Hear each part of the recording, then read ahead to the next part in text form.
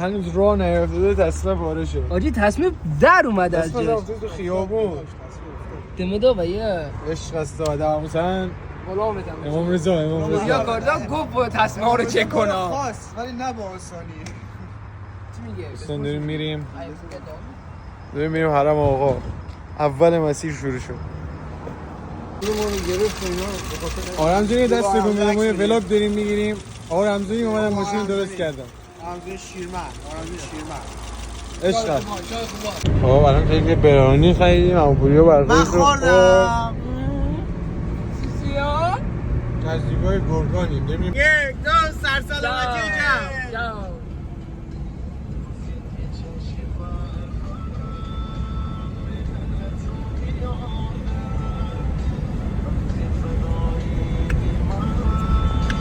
بگه دستی هزینه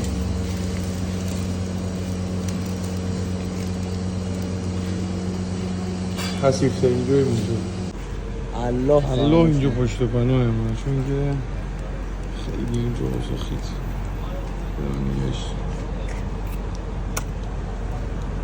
چرا ما رو میبینی؟ چی در دینه؟ کافه اینه. کافه اینجاست. اینا کافه اینه. اون اول کافه نیست. کافه اینه. آه؟ کافه اینه.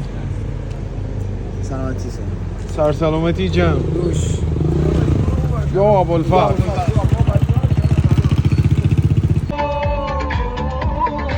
اگر به ماره ششانانه یه چتر خیس و دریا کنار عجب به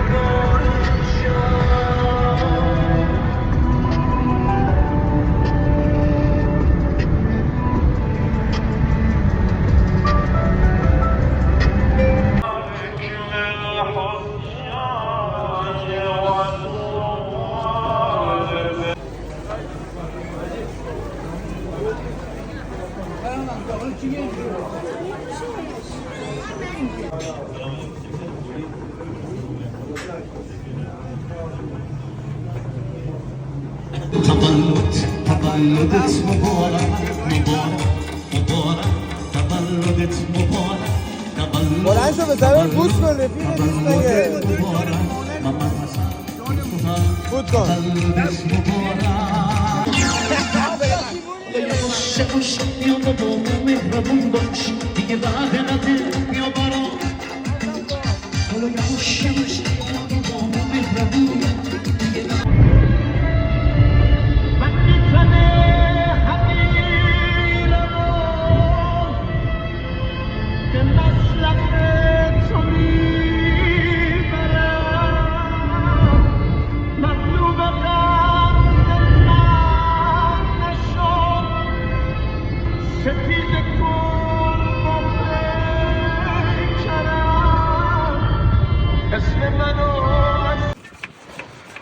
جا باز ماشین خراب شد.